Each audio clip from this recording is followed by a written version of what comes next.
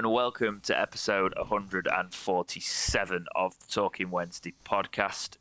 Oh my God, for the first time in a long time, all three of us are here today. It's James, Jake, and Jack. All the J's that all of a sudden, if you listen to YouTube shorts, you should avoid. Girls, apparently. But apart from Josh, we needed the Josh. biggest red flag letter. But there we are. What a way to start it. I hope this podcast finds you well as always. You might notice that we are audio only today. I'm with the family just today, so I'm about. We've got some stuff going on, so I'm not in my usual setup just for the recording day today. So I will be back to my setup actually very shortly. So we'll be able to do the Christmas special at some point. But actually, to be honest, we're trying to organise the logistics of that at the minute, and that's going to be tricky this week. So yep. we will let you know if that one's actually going out or we end up doing a New Year's special or something. So please bear with us, because as you will find out, Jake is currently live from the hospital. I am indeed. So he's doing the podcast from a hospital waiting room, and then Jack's got nothing dramatic. He's just sat at home after having given his notice in. So we'll start there, Jack. Yes. How are you? I'm great. I feel like I actually feel like I'm just free. Yeah. Wait, can you not hear me? What? That means you talk what? Anyway, you're free as a bird. I don't know what's going. I don't know why you're saying that's when you talk, but because I am talking. I can't believe you can't hear me. Anyway, yes, I'm all good. I'm feeling free. I'm a free man, and I just can't quite believe that I'm able to actually formulate a life plan now, whereas I was just being taken completely for granted, and that's any day ending they in weren't Y listening. for you. Yeah. They weren't listening to my demands or my requirements of I can only do this many hours a week and I can only work on these certain days a week. They were like, "Oh yeah, okay. Well, we don't have anybody else. So that just means that you're going to have to work those days anyway, because really, them not having anybody else is really going to make me more able to do those days, isn't it?" So that's a big reason why I left. Because they were just taking me for granted and taking advantage of me full stop, and I just had enough of it. And while I can kind of go off on my own and sustain myself for a little while and then be able to actually pursue what I want to do long term, why the hell not do that while I'm still young and I've still got time and all that jazz. So I'm feeling great. Yes. You're only 50. Plenty of time left. Yeah, exactly. Yeah. Exactly. No, I'm pleased for you, mate. It's going to be a case of being able to get that focus and focus on something now. And as much as we banter, we did have a long conversation, very long phone call the other day. So I'm optimistic for your future and you just got to knuckle down and do it now. But as a wonderful parting gift from the elderly population that go there all the time, they decide that I've got strep throat because loads of them have been coming in with the coughing and stuff. Oh, stop licking windows. I'm not. Oh, for the love of God. Loads of them, right? I don't know what it is. We've had a whole pandemic where spreading germs and coughing on people and sharing of bodily fluids, that's a no-no. That's bad. That's awful. But for some reason, 3 years on, they were like, "Oh yeah, I'll just lick all of my fingers to get some £20 notes out my wallet and pay for £3 worth of shopping with this £20 note that I've got my saliva and germs all over." Yes, great idea. Well, you do realise you don't have to lick the note when they give it you before you put it in the drawer, right? Yeah. Jesus Christ, Jack, you're 24 going on 70. Calm down, you'll give yourself a heart attack.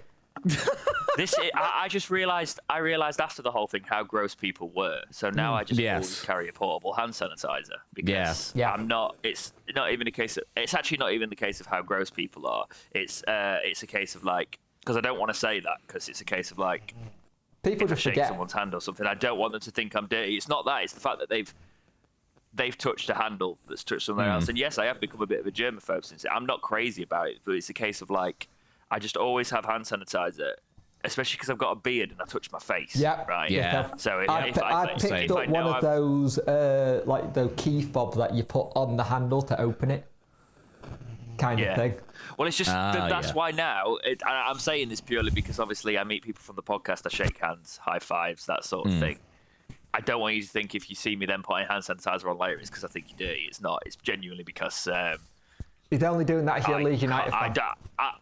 I get I get ill at the worst possible times, so I just tend to be safe rather than sorry, and just make sure that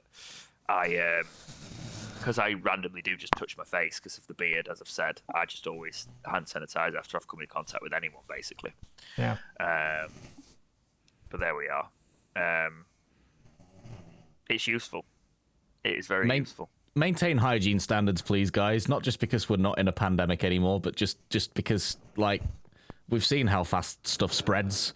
Loads of people are getting ill over Christmas. Like, you know, be better. No, I'm kidding. It's just important to wash your hands. You're not wrong, mate. Don't let standards drop because the pandemic is not here anymore, you know? Oh, yeah. Anyway, sorry, rant over. How have your guys' weeks been? The only person lower in their standards is Jack. Yes. There we are. How's your week been? Yeah, I love how we tried to divert that as the host because we weren't finished quite bullying him yet. But how has your week been, boys? How has your week been, Jake? Oh God, I am so tired. I am so tired, and so so basically Tuesday, little baby Hunter came into the world very fast, at like 5. A hunter must hunt. Yeah, but since then we've not been able to get either him or Sarah home. She's currently sleeping at the moment on the hospital bed. Like I said, I'm currently doing this live at the hospital because little one's gone down to have some more medicine or something into a cannula. The smart little decided yesterday it was a good idea. I'll eat the cannula on my other hand and rip it off my hand. So he's got it in the other hand now. So he's learned his lesson now. You've not been on for 3 weeks. Yeah. Do you know why? I know, Swore. They don't even notice that it... Yeah, I was going to say, I was like, Jack, did you pick up on that? Yep. But I've been... He's hopefully, fingers crossed, they're home today. We're just waiting on some bloods that he had on Friday, which they said they couldn't do until today. If they come back all negative, everyone's back home. I can start trying to get a bit of a routine going, but at the minute, we can't do any routine at home because there's no routine to be there. And to top it all off, it was also my eldest now, can't say my youngest, my eldest's birthday on the 14th. So I had to plan a little birthday party and try and not let Sarah have all the mum guilt because she missed it because she was in here.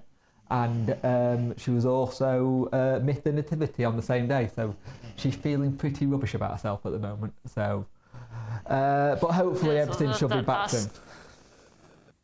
If she's listening, which I'm sure she's not because she's got better things to do, but like, come on, be good to yourself. You've just delivered a baby. Oh yeah, I've told her.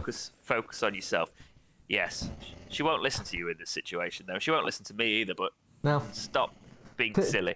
To be fair, literally all I turned around and said to her, there's other birthdays, there's other nativities. I made the use of technology and FaceTime so she could see her opening presents. And stuff like that, and it's just it is what it is. We all joked on the podcast about it coming on the same day as McKenna's birthday. Thank God that didn't happen. He just decided to do it a day in between. I'm still going to be skint around this time next year, and you're going to probably have the same very frantic, very stressed punk as I had done every year, but it's going to be on double the occasion because I've got 2 birthdays to do in 1 week. You know, because I don't do planning. No, we did say this. You could have picked a better time to decide to have a child, but there we are. Yeah. How's your week been? Fun. It's not being not great. Lot of stuff going on. So yeah, generally don't really have much to talk about this week. Work bits around, I guess. Done bits of work. Just sort of like trying to now formulate a plan before Christmas because plans change and things. So yeah, we're now that's next week, isn't it? Yeah. Oh no. Okay, fair enough. I just realised. But yeah, something to look forward to with Christmas if get it all sorted and planned out. So we that's what we're doing now, sort of thing, with trying to just trying to sort of like because we it's this podcast trying to fit it in this week is going to be interesting. That's on my mind a lot because I've also not edited the extra. And I need to edit the extra because we had a really good extra last week, Jack. We did indeed. It will go up. It was meant to go up yesterday, but I've been busy, so it will. I might try and get round to it today because it's. We said something in it that needs cutting, but I can't even remember what. So that might just go up unfiltered. And when I say we, it's probably you. Probably is me. I can say you're very professionally trained and know what to say. Like you said, I haven't been on for 3 weeks and my professional filter slipped. No, and I will say Jack stepped up very well in your absence. There you go. He's done very well. I've watched them. Oh, I could cry. There's so few and far between. I could cry. All right, calm down now. Don't let it get to your head. Oh, and fun fact for all of you fact fans listening to the podcast, Jake's son is named after Sheffield Wednesday prodigy No, he's not. Bailey Cadamarteri. No, he bloody not. Yes. Can we not have this, Jack? No, he bloody not.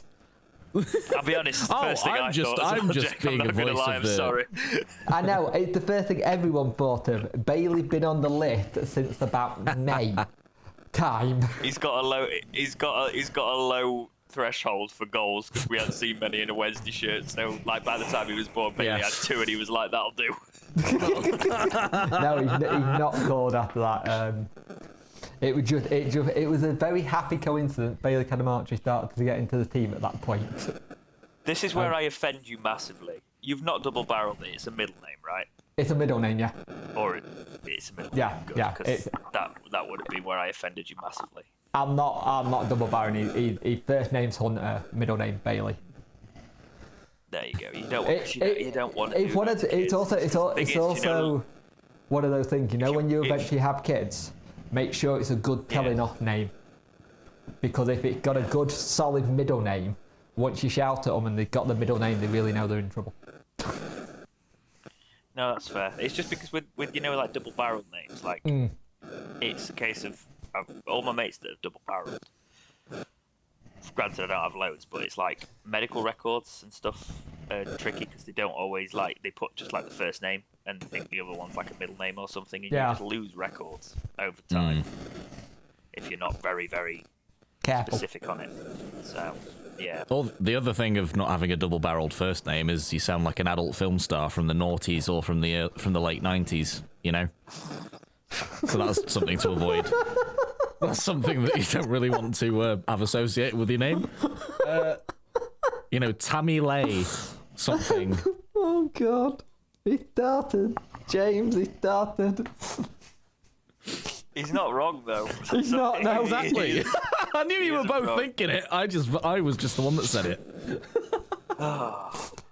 Right, let's actually get into the podcast side of this show. I hate recording on a headset. I do apologise greatly. I'm just watching the audio slightly get towards the clipping line and knowing I can do nothing about it and feeling like the professionalism in you is like, oh, this is not what my normal standard is. Yes, pretty much. But yes, Sheffield Wednesday midweek played Norwich. I was live streaming this one. You were indeed. This was a fun one. Jake, I think you were watching it from a hospital. I was. So talk us through it. I was actually at home for this one, which was nice, but I was falling asleep a couple of times. But it was an interesting game because I don't think Norwich were particularly that good. They were just clinical when they took the chances. I think we started off quite slow. It took us a while to get into the press and trying to get going. Fair credit for Bailey for his goal. He got blooded when he got it. I think we all got a little bit concerned that he might have done something. Please don't say it like that. He injured himself and got and started bleeding when. He went. To rephrase that, Jake. He went for a header, and as he went for a header, he nutted the person in front of him, and he got his mouth all bled from the injury itself. But here's the thing. Yeah. When was the last time we had a player, especially a striker, that would put the head in where it hurts and actually go for it? We haven't. Let's face it, we've not had that in a long time. No. The bravery and just the confidence from him is fantastic at his age. Yeah, and it's one of the things I've seen some people go, oh, he should have gone in sooner. It's like, maybe he should have done. Maybe Darren should have seen him a bit up sooner. But the fact that he's in now, we can't talk about what's happening in the past. We can only talk about what's happening now. And the fact that he's found the back of the net early doors, so we're already trying to see what he can do. But the rest of those goals, let's be honest, you couldn't stop one of them. It was a worldie. You weren't going to stop that. I think people tried to say that, oh, we should have done better. And I've seen a lot of stuff again at Dawson again. But it's that thing of where I'm going, I still think if you put a decent little defence in front of him, he'll shine. There are times where you go to punching the ball out where I'm thinking catch it. But on a whole... It's still the Paris for me, yeah. Go on a whole, you summarising. On a whole, we were just unlucky to come against the Norwich team that on that day decided to be the Norwich that we know they can be, unlike the Norwich that they've been in the past. It was always going to be one of those cases where we weren't too sure what Norwich City we were going to get. And the second half, they were the better side for me. Yeah. In that game, and that was unfortunate to see. But yeah, we knew they had the quality, and I was saying all the way through the fixture, their quality was when they can turn it on. That's what they're doing. Jack, what did you think to it? I agreed. I thought it was quite evenly matched in the first half, but the second half it just looked like we got a bit too tired, and like fitness levels just weren't on the same landscape as Norwich's were. They just kept going till the very end, and yet our players looked a bit lethargic to me and looked a bit like they were a bit too tired to keep pressing at the same intensity that they were in the first half, and it just also showed a bit of like a gulf. I also thought a gulf in actual player quality. It feels like it did feel like there was that difference of we've got a team full of the majority of players who have stepped up from League One, whereas they've got a team of like decent championship players that have always been at this sort of level, etc. And it just, if they, like Jake was saying, they felt so much more clinical than we ever did. And well, yeah, it was technically we had 4% more possession, which was evenly balanced. We had 21 shots to their 12, but only 4 of ours were on target and 5 of theirs were. So they scored with 3 of the 5 of their shots on target. We had 7 corners. You know, we actually were getting in and around it if you go by the stats. But again, that clinical nature was the thing that elevated them as a team. But we've actually got someone in Cadamarteri who, even when he's feeding off scraps, can find a goal. You know, and that was that game. He just unfortunately couldn't find 3 in that one. Ironically, that's what we've needed, actually, hasn't it? That's the striker that will find something off of practically nothing. And we will say, I really will nice say that our own academy product's stepping up to do that. Yeah, you know, we had Gregory at League One level that did that. So to find someone younger that can do that, and he's our academy product, which we will talk about his contract situation a little bit later on in that. Oh, Jake, I'm looking at this document now, and I am so glad you went back. You had time this weekend, yeah? Yeah. I literally had time to sit down and do stuff. It looks like one of the olden day ones. Do you remember when I used to make them in the back in the pandemic days? I was like, we haven't had one like this in a while. It properly all together, all in the right place, and yeah, I was on it. This was literally like I think this was on Thursday night. I was like up and was like, I'm bored. I don't want to play FIFA anymore, so I got a laptop out and just started putting a document together. Fair enough. Moving on though to a game which I want you to talk us through again, Jake, is QPR. So QPR came to Hillsborough. Talk us through this one. First off, I thought we were a little bit flat. I thought they managed to do a little bit better job on us, to be fair. And you're starting to see it a little bit at times where they are starting to do a little bit better jobs on us a little bit. And that's just because this team is still not used to the press. The press is still taking a lot out of the players. I want to put a special mention before we go into this to Barry Bannon. After the game, it turns out his little boy is in hospital. He went from Sheffield to Nottingham, then back from Nottingham to Sheffield, played the game, and then back again to go be with his little boy in hospital. He's now out. Also, special mention to Tango. As we all know, he's lost his daughter, and the applause for him and his family at that game was amazing. And it just shows you how much of a Wednesday family we really are. And then watching Dawson and Palmer go and find him after the game and just give him massive cuddles and just basically turn around and say, we're with you, mate. So our thoughts are with you. But in terms of the game, I thought first half it was bitty. It was bitty in the first half, and it took a while to get going. Once it did get going, though, you were like, whoever gets the first goal, you're going to be like, this is going to be a real pain in the backside, because whoever got it, you thought they may win this, because it felt like that kind of game.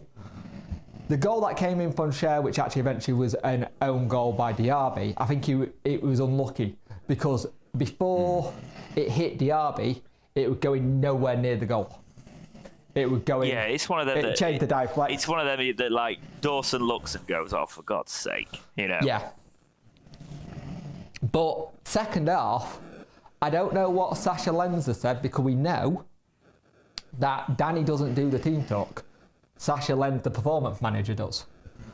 But he changed some bits up. He changed it around a little bit. We had to make a sub with Diaby going off injured. But it changed. The intensity came back. The press was there. Bailey and Patterson were really working the keeper to make him making mistakes constantly, which is something I haven't seen us do in a long time. I thought at the back we were starting to look a lot more solid and a lot more comfortable with the ball and just trying to get forward. Yeah.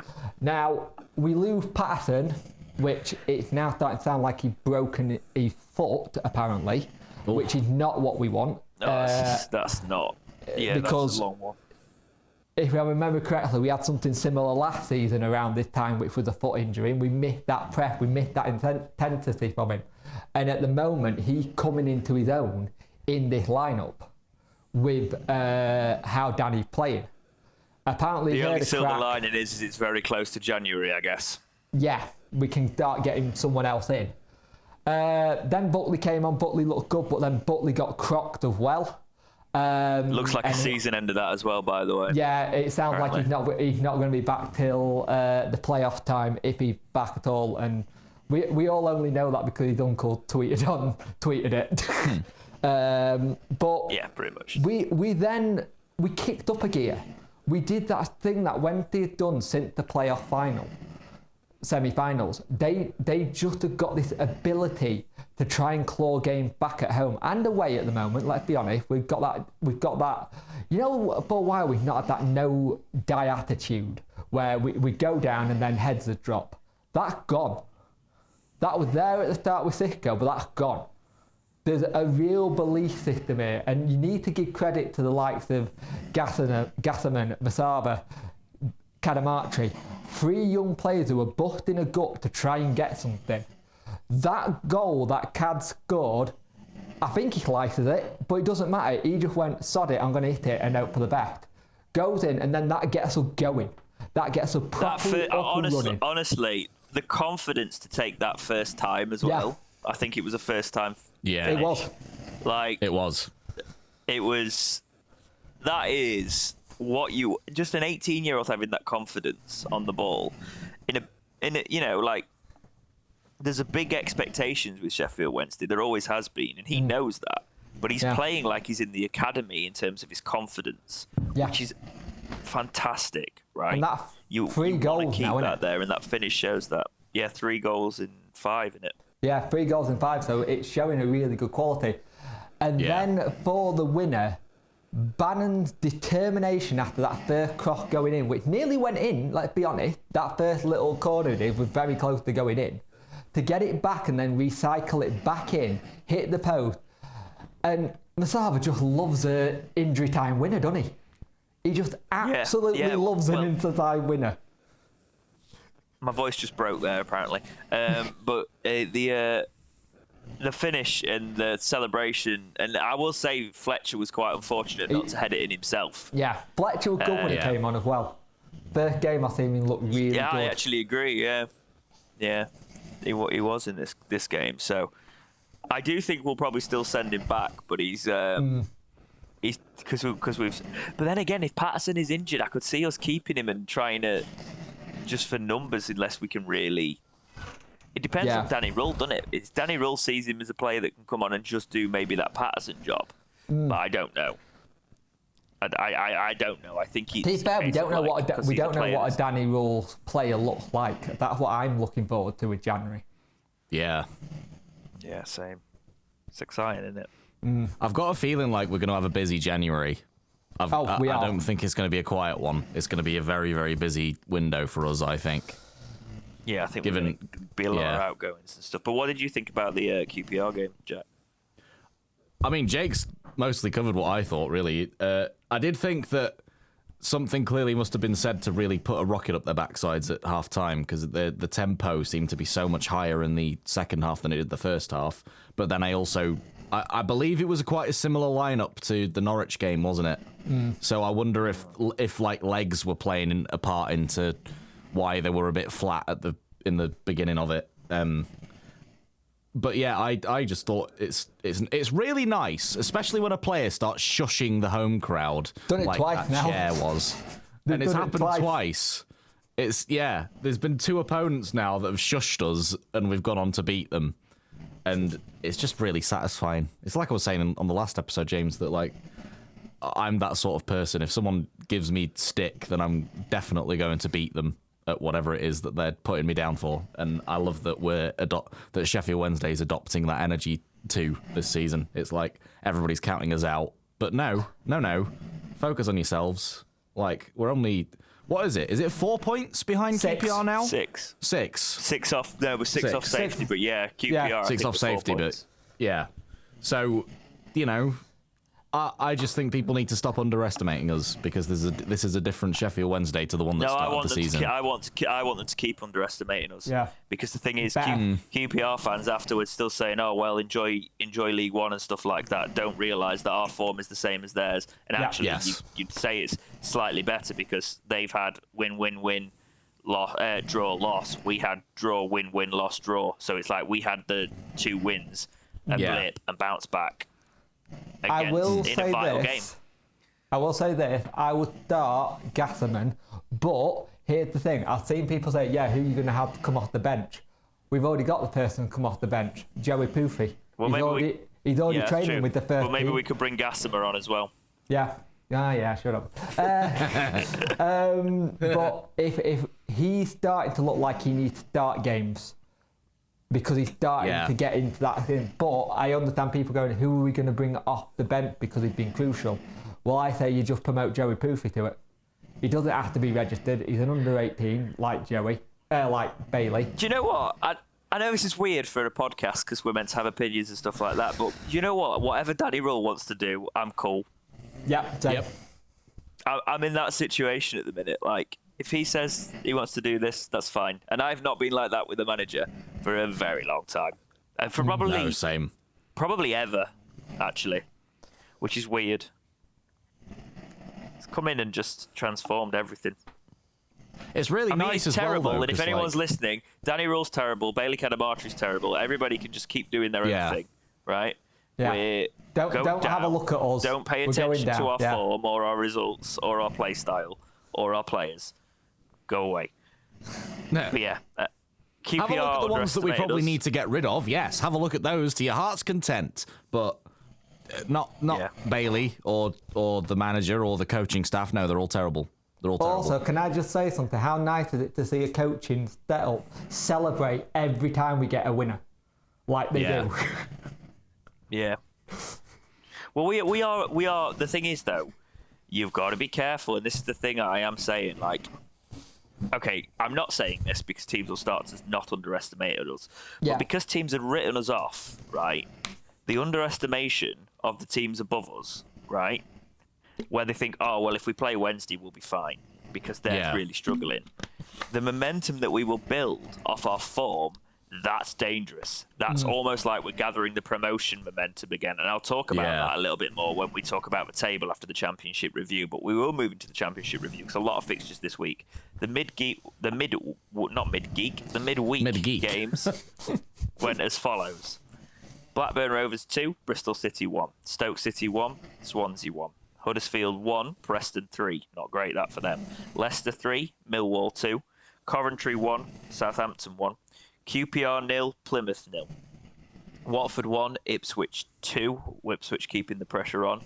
Rotherham 0, West Brom 2. Rotherham continuing to plummet. Sunderland 1, Leeds 0.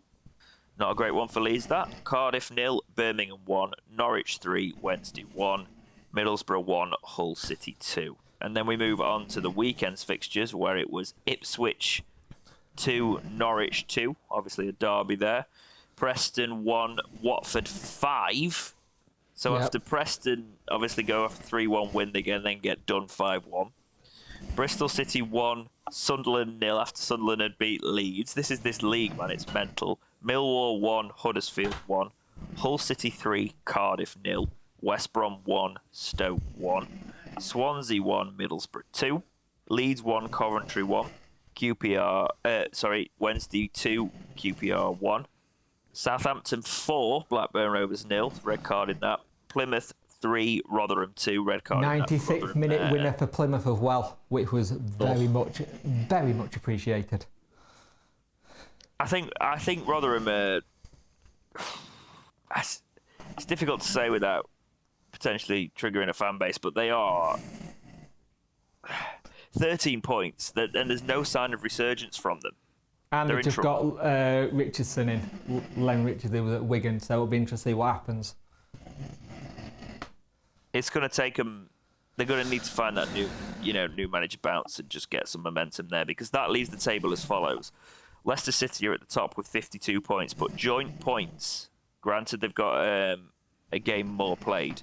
52 points is Ipswich Town in second. Leeds 10 points behind on 42. Southampton make fourth on 42. West Brom fifth with 36. Hull City sixth on 36. Sunderland just hovering outside the playoffs there. Yeah. And then at the bottom of the table looks like this. It's Rotherham at bottom with 13 points. Wednesday second from bottom with 16 points. QPR third from bottom, 22nd with 20 points. And Huddersfield in 21st, just hovering over the relegation places with 22 points.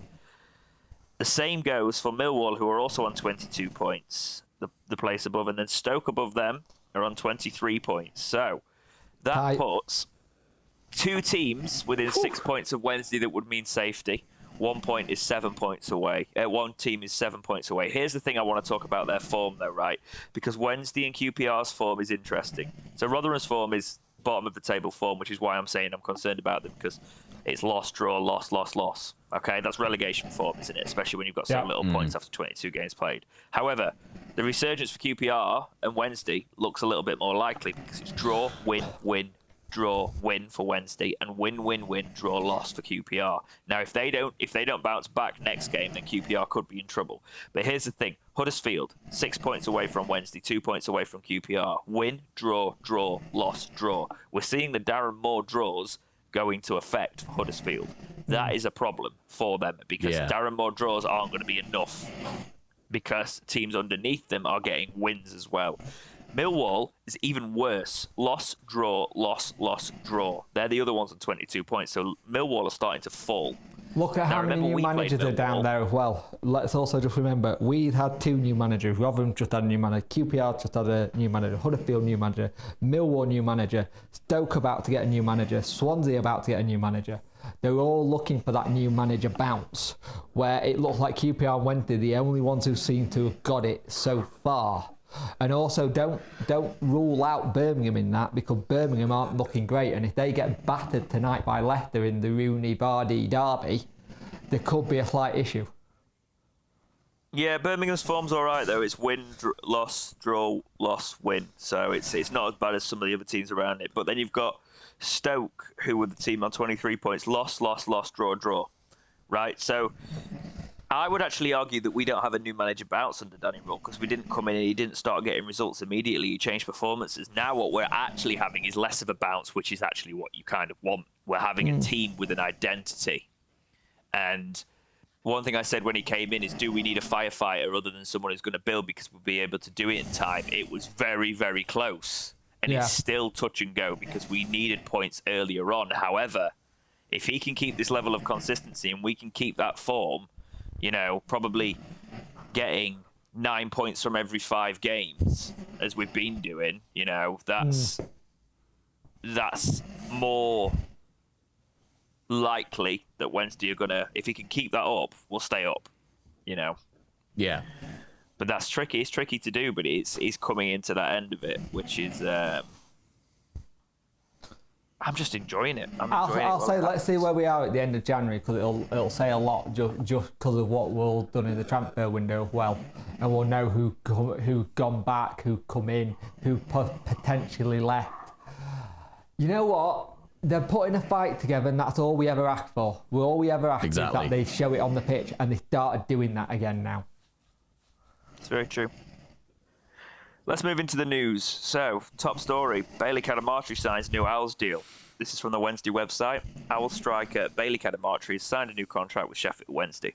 The talented teen has risen to the fore this season and now shown his commitment to Wednesday by signing a fresh deal at Hillsborough. Starting the season brightly for the under-21s, Cadamarteri Cadamarteri has been deadly in front of goal and reached double figures in quick-fire time in the Professional Development League. That form and prowess in the final third earned the youngster a call up to the senior squad, where Bailey has since looked at home. The Owls Academy product has made his championship bow from the bench in our home clash with Millwall and came on again next time out away at Birmingham. Impressed by the 18-year-old, manager Danny Rule has put the striker into the starting 11 for our home games against league leaders Leicester and then Blackburn 3 days later. It was against Rovers where Cadamarteri truly made his mark, firing home his first senior goal inside the first few minutes. Wednesday went on, of course, to win the game 3-1 and post 3 vital points.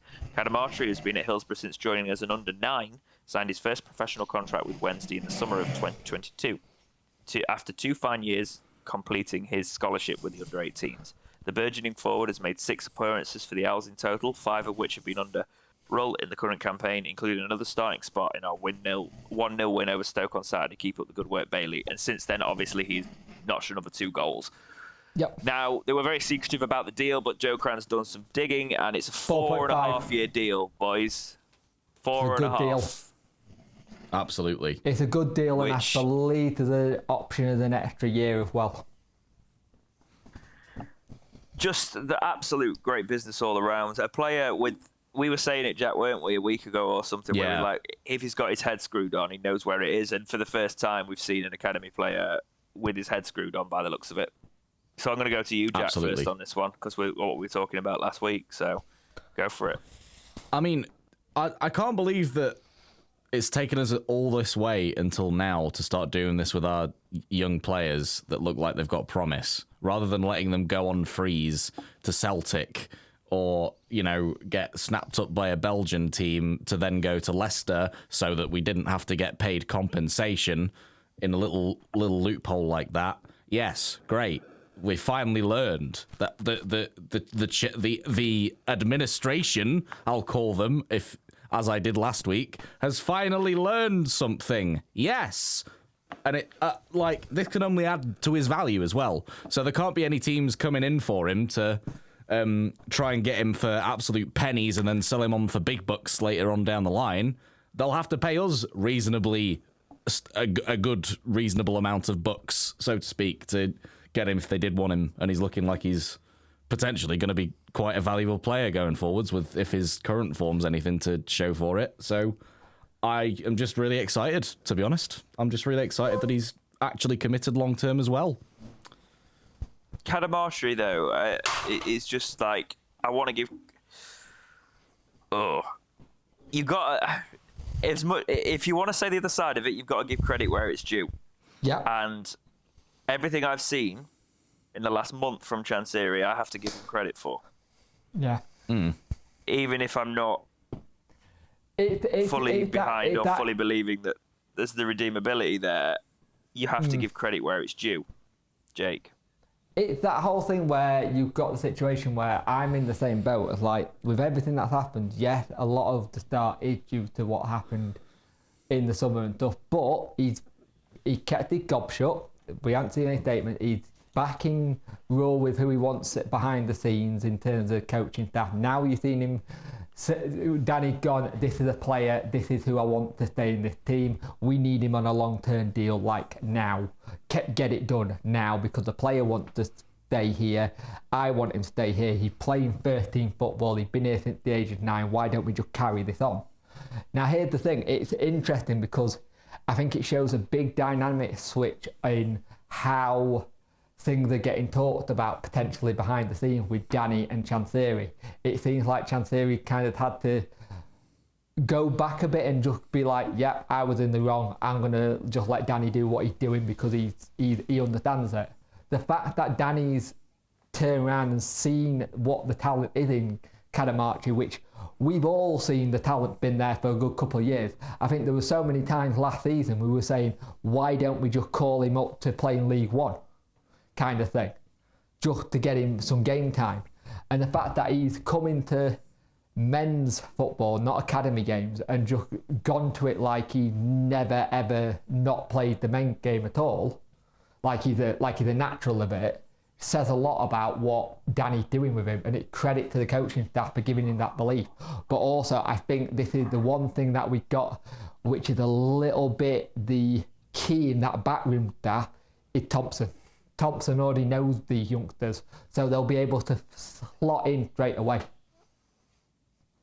Yeah, and that was a clever call, bringing Thompson into the fold.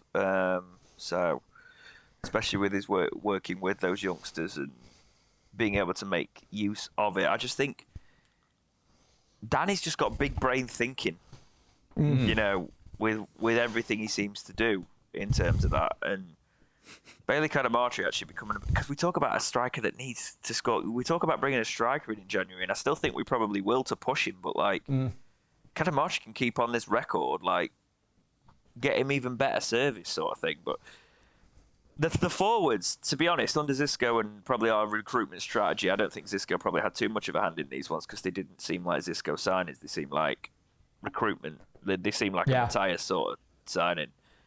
Musaba and Gassama, like, those players excited me when they came in, and Musaba's doing it now. Yeah.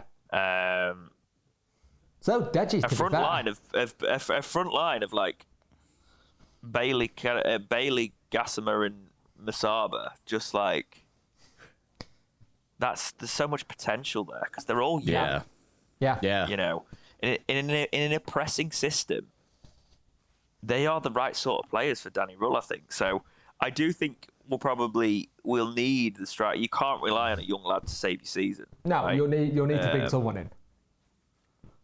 Yes, but the thing is, it doesn't mean the new person will start. If Bailey keeps doing what he's doing and he keeps scoring goals, it's just another option, you know. I'm going to skip a couple of stories, basically, because I want to actually use them in a different episode that's going to go out at the start of the year, actually. So cool. I will go back. But following on from this, I'd like to talk about this fact that the Star we're talking about, you know, with Bailey Cadamarteri, they've quoted Roll suggesting that another Wednesday team in Sam Reid could soon make the step up with Joey Pooty as well, now working his way into his thinking. So Sam Reid and Joey Pooty stepping up. What are you thinking, Jake? Sam Reid is the one that really excites me because this lad has already played men's football. He was playing non-league. We talked about him in the summer, if you remember correctly. We were talking a lot about him because it was talking that he might get there. He'd been really good. This one really excites me. Centre back, really, he's already quite a big unit, already knows how to find the positions and get in the right places. I think if you use this academy, as well as it's doing, it's starting to turn into another one of those academies where there's a lot of good players. During the pre-season, we saw Joey and we were all like, he's rapid, he's got pace, he looked like he got that skill to get across in as well. And then when he went back down to the under 21s, we were all scratching our head going, hang on, we need a winger, why are we not using him? The fact that Danny's just looking at all the things in the club as a whole kind of thing says a lot about what he wants to build and what he's trying to do here. Sam Reed and Joey, if they get promoted up as well, especially since we are looking at possibly some more defenders anyway, it's the difference between having to spend a couple of million in the summer to still in the summer transfer window than having to have it there already and not just put the experience there instead of the youngsters, if that makes sense. They really excite me, these two, but Sam especially, because he's just solid. Yeah, I agree. I like to see the potential coming through the academy. You got anything to add on that one, Jake? Jack, even.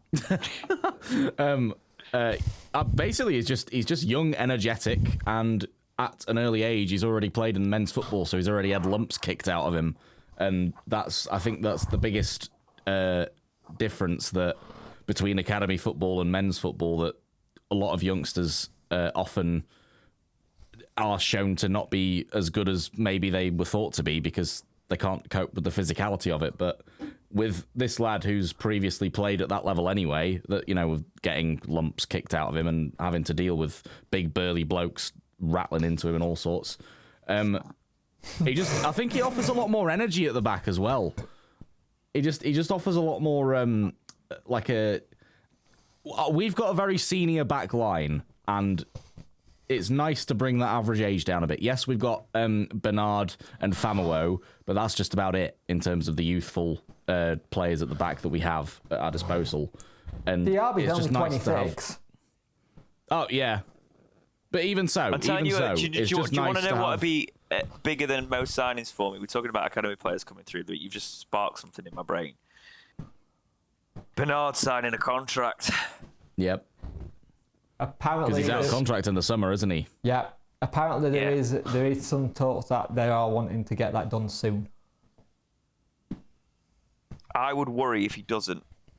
You know what I would do now, actually? I'd play hardball with him. And I know it's difficult because you've got a player performing. And they're going to want to keep their options open, especially if they're performing well. You offer in the contract, he needs to sign it early January. If he doesn't, we're looking for another person in that position that's actually going to commit the future to Wednesday. You know what, though? I think Danny would do that. I think Danny got the ball to do it. That's what I'm saying. If you can't buy into this project under Danny Rull, everyone else is. I don't care how good you've been. Buy in, right? So we need to put the contract in front of him, and if he doesn't sign the contract, this is really hard to say when a player's performing really well, and you need them in certain situations. Drop him to the bench and bring someone else in for the rest of the season. Yeah. And then he needs to show his commitment to Wednesday, and that's my genuine opinion on it. Anybody who's not in this project fully, goodbye. Yep. Yeah, I agree.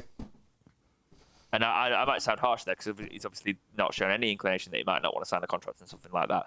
But him only signing a year's contract when he signed, for me, felt more like he was keeping his options open depending on what happened with Wednesday, because he knows he's a player, which is fair. But I also think that was the contract we put in front of him because we weren't too sure what was going on financially as well. I think there's a mixture of that as well. Then if that is the case, then it shouldn't be a problem, should it? No. Even if he just signs another year with an option, but you know, I would potentially look at getting him on a 2-year deal. You know, like we did with Iorfa that time. I know it didn't go amazingly well there, but like, to be honest, Iorfa's coming back into his own. He's just unfortunate injuries. Got injured, yeah. Yeah. But that would be for me. Use the academy in the right way. Pooty's one I'm looking forward to seeing more of, because we've seen good flashes from him whenever we've seen him pre-season and the likes, and just this mixture of academy with it. We've been talking for ages. Everybody goes as soon as a player, why don't we just bin off this academy? It's because we've not had managers who've trusted to use it, right?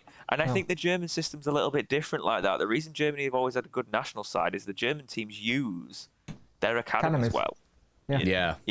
They actually invest in it. They use it. They trust it. And whereas here we have the managerial merry-go-round where managers can't come in and trust those younger players because if they trust the academy, it can cost them their job quite easily. The thing is, I've seen a lot of people looking at what the Bayern Munich setup is and what academy players or what youngsters are not getting in the Bayern Munich squad at the minute. And I know that sounds daft, and you're like, oh yeah, that's not going to really happen kind of thing. But you also look at it a different way. You go, well, hang on, we did get Anthony and Deji from AS Monaco and PSG. It's not out the realms of possibility, especially if he already knows those people there. And he could I could definitely see some of like the Leipzig money youngsters and stuff coming in. That's the thing though, if we do end up connecting more with like the Red Bull staff, we've got a lot of Red Bull staff and that sort of thing, I would fully see that like Leipzig have got, good players that are a good side and players James, like that. What would you do? What would you do, the old school FIFA head in you, if you got like a young version of like Poulsen from back in the day and he comes into the Wednesday team? Oh my god, that's a flashback to the FIFA career where I was the Yusuf Poulsen. Yeah, before he even went to Leipzig, that was, Yeah. But the way you wanted, if you talk about simulation stuff, Football Manager, what's one of the first things you do? You set up an affiliate club and you send all your players out on loan, or you become a young affiliate to a good squad just so you can rob their academy. This would be the real life version of that. I always on Football Manager try and set up an affiliation with Man City because why wouldn't you? So because then you just get all their players and then use their players to help you through the leagues, and then use the fact that you've saved all that money and they've been paying their wages. They love the club. Oh, all of a sudden their contract's up. Yes, they want a lot of wages, but we've got this world-class player on a free. Yeah. It doesn't always work like that in real life, but Football Manager, there is ways you can do it. And now I want to play Football Manager. Thank you for that tip, by the way, because I'd never really knew You've never done that? So thank you. No, mate, use your affiliates. So thank you for. You're welcome. Yeah. When you were saying how you're going to do it without a Wednesday budget, become a Man City affiliate. Yep. There you are. Yes, moving on to another news story. So we always talk about sponsorships, the fact that Wednesday needs to bring money in. This is from the Wednesday website. Owls announced Just Eat partnership. The Owls are delighted to announce brand new partnership with international food delivery company Just Eat. The partnership between Just Eat and SWFC will kick off immediately ahead of our clash with QPR this weekend. The new link-up will see Just Eat become an official partner of Wednesday, providing fans with the best food delivery service in Sheffield and the surrounding area. Just Eat became the club sponsor, official half-time challenge sponsor, giving Wednesdayites a chance to win vouchers for Just Eat each home game this season. As part of our collaboration, supporters can look forward to a range of unique competitions and activities, plus money-saving offers. Adam Long, Regional Growth Manager of Just Eat, said, "We're really excited to be partnering with Sheffield Wednesday Football Club. We know that football and food go hand in hand, and there's nowhere better to combine the two than Sheffield, home of Munchies, crowned the best takeaway in Britain 2023. And a city, it's such an advert, isn't it? And a city home to a thriving independent restaurant and takeaway scene. We're excited to see what this partnership brings, but keep your eyes peeled for some fun giveaways and discounts to redeem your local favourites across the remainder of the season." Sheffield Wednesday commercial manager James Todd added, "It's fantastic to welcome Just Eat to partner here at Sheffield Wednesday. We're looking forward to working together on giveaways and activations. Kicking off Saturday versus QPR. Welcome to Hillsborough, Just Eat." Do you know what's funny about that? Is that only a certain few people will get this, but he's retiring now. But there was a CEO for PlayStation called Jim Ryan. He still is the CEO. And he doesn't play games. But I remember him saying, whenever an interviewer would ask him what he's playing, he'd go, "Well, I'm playing Horizon Zero Dawn by Guerrilla Games on PlayStation." Whatever the latest game would come out, that's what he'd be playing. He'd say it as an advertisement, and that just reminded me of it because he. And every time that you get IGN or someone else trying to go, "What other games are you playing?" And he'd just be like, "This is the only game I'm playing at the moment because it's so good." It's like, you're not a gamer. Yeah, exactly. I would like money off Just Eat. How do we do this? I like food. Yeah, ditto. Oh, and I think by activations it means gift cards. Activate a gift card. I think that's what that means. I think at the weekend they did I think they did tech mechs at the weekend. Yeah, well, I unfortunately couldn't go to the QPR game, so if there was something going off there, that would have been it. And what a game to miss. Well done, James. But I was working. But yes, I won't be working much longer on weekends actually. So Woohoo! hopefully I will be able to make full advantage of this. It'd be nice if on my seat there was Just Eat vouchers. That'd be great. Yeah. Or just emails them. But yes, I think for a long time, Jack, I have to go with you here because you're always bloody ranting about it. Bringing the money from the other revenue sources of the club. Why does every other club Don't do not it. bring in revenue? Why are we always the one team that doesn't do it? No. We'll now call this the grumpy old man section. Off you go, Jack. Well, I just think it's really dumb that for the longest time we've struggled with FFP. We've had like no income other than match day tickets. Oh yes, because the general population of Sheffield are really going to afford central London prices. And no, like clearly other clubs are getting, yes, gambling companies, alcohol companies, whatever else. And fair enough, if we want to steer clear of those sponsorships, that's fine, fair enough. But to say that you've got your own name plastered on the front of as the main flagship sponsor and then are not using that to put money in the club, what? Diversify your income streams. We need sponsorships, and now we've finally got one in the form of a halftime thing. Although it's a bit strange. Like, yeah, I'm really gonna phone up Hillsborough and be like, oh yeah, I definitely want one of the burgers and chips from the concourse. Give me that on the Just Eat order. Absolutely.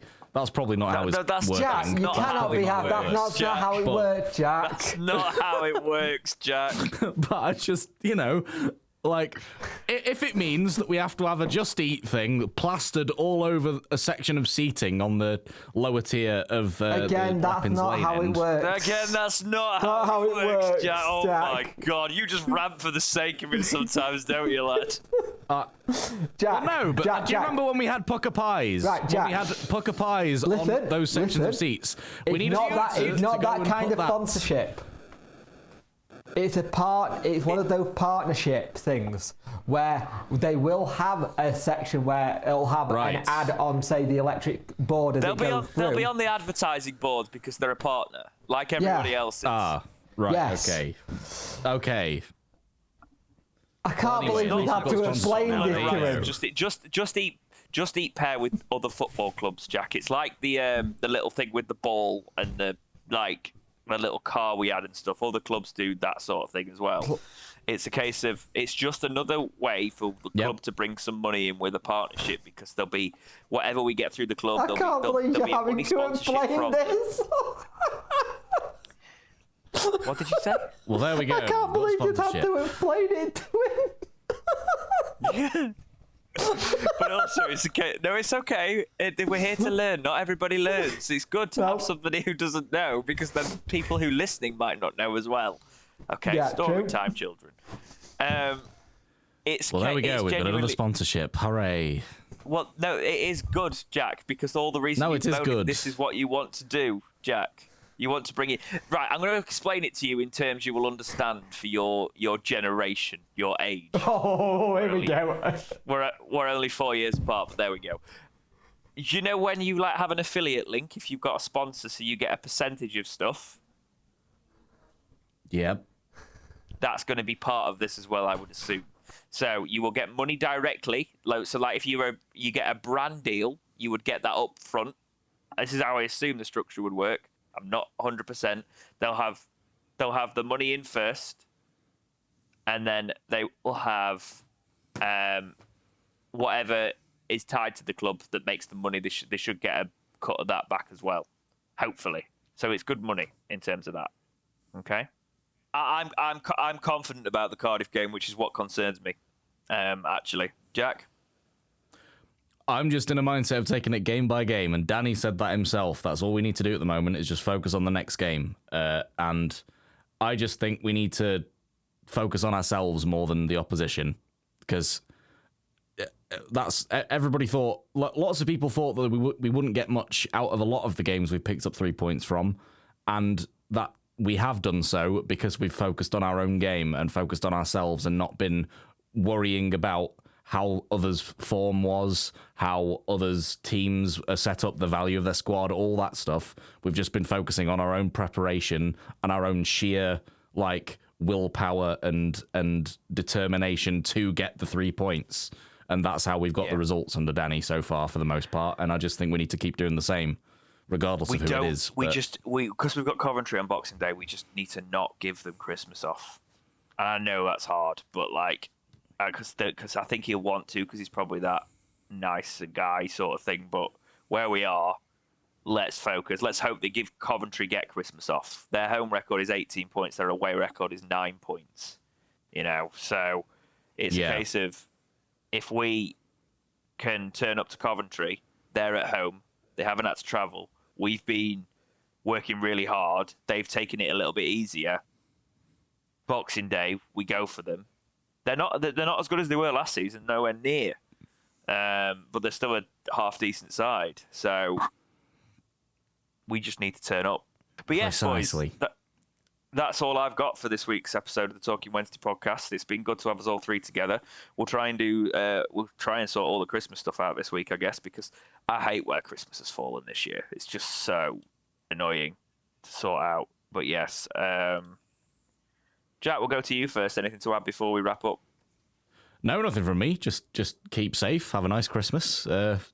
Make sure you keep washing your hands, because then you don't want to get some sort of illness over the Christmas period, or give your own germs onto somebody else. And there you go. Have a lovely Christmas, folks.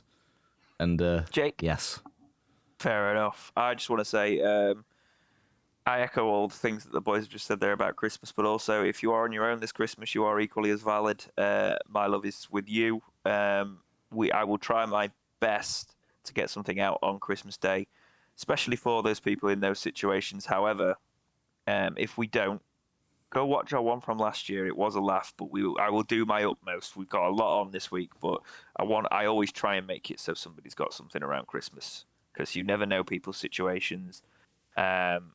But yes, all of our love and best wishes over Christmas. But that has been it for episode 147 of the Talking Wednesday podcast. Take care, and we will see you in the next episode of Talking Wednesday. right here on Dexterity Box.